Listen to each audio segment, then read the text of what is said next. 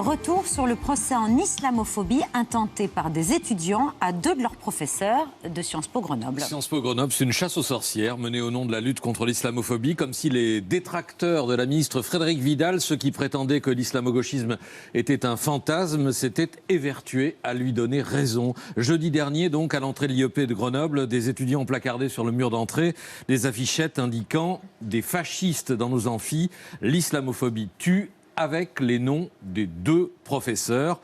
Slogans et photos relayés par 2 syndicats étudiants, l'UNEF et l'Union syndicale, qui est majoritaire là-bas et qui est issue d'une scission de l'UNEF. Qu'est-il reproché à ces 2 enseignants? Le premier est un maître de conférence en sciences politiques. Il dispense un cours intitulé « Islam et musulmans dans la France contemporaine ».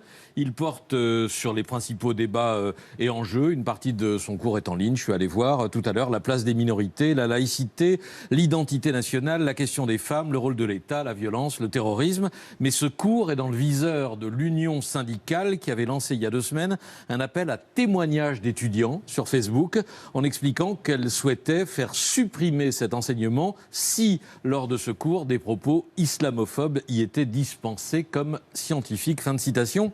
Ulcéré, le professeur avait demandé par courriel aux membres de ce syndicat de ne plus venir à ses cours.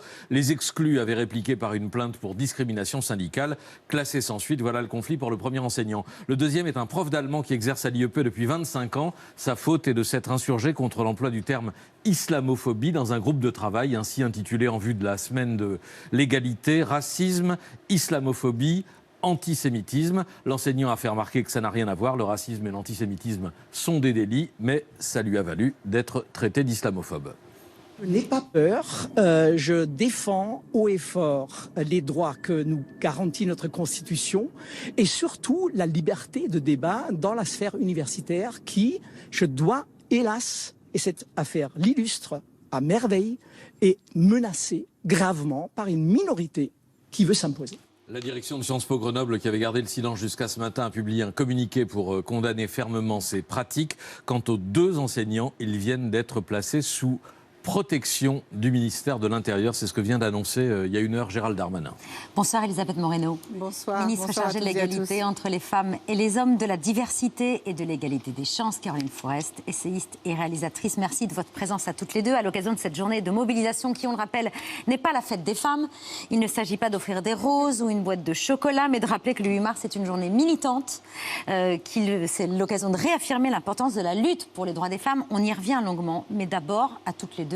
Votre réaction à cette affaire, 2 nouveaux professeurs sous protection policière, Elisabeth Moreno? Je suis extrêmement choquée.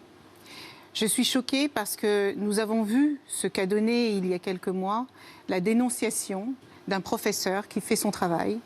Les professeurs sont là pour aider les élèves à s'émanciper, à apprendre, à découvrir, à avoir la possibilité de se faire leur propre opinion sur ce qui se passe dans le monde.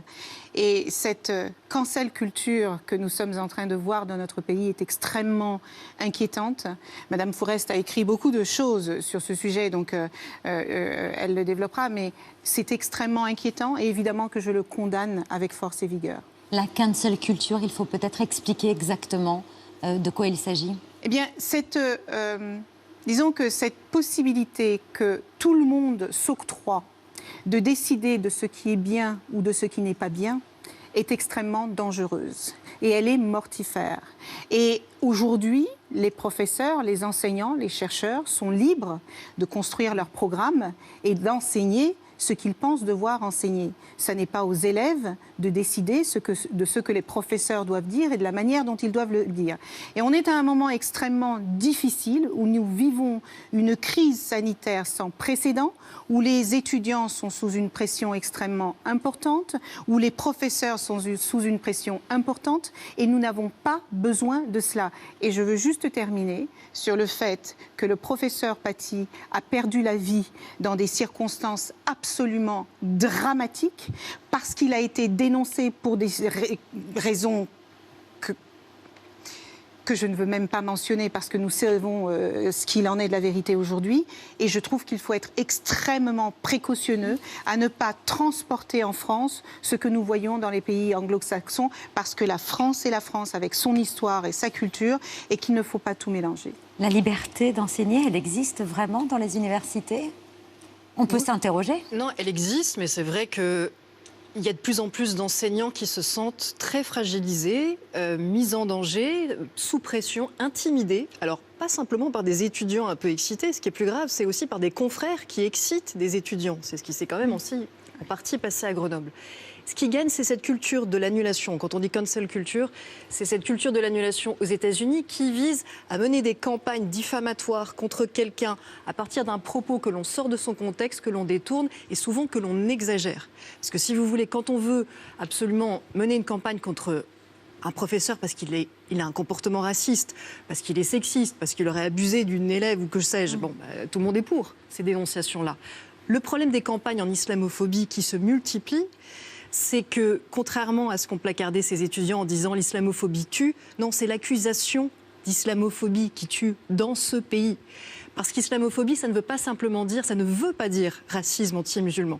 D'ailleurs, si dans leur colloque, ces étudiants, ces professeurs avaient mis racisme anti-musulman, antisémitisme, tout le monde se serait retrouvé autour de cet intitulé et aurait eu envie de travailler là-dessus. Quand on met le mot islamophobie, on veut mettre de la confusion. On veut mettre cette confusion qui a déjà tué, qui consiste à dire de quelqu'un parce qu'il est laïque, parce qu'il est féministe, parce qu'il veut défendre la République, parce qu'il veut lutter contre le terrorisme ou dénoncer le radicalisme religieux, qu'il est islamophobe, c'est-à-dire phobique envers la religion musulmane, c'est-à-dire aussi quelque part un peu apostat, blasphémateur et donc digne d'être tué. C'est pour ça que ce mot ne devrait pas être utilisé dans l'enceinte académique et encore moins pour être placardé pour menacer des enseignants.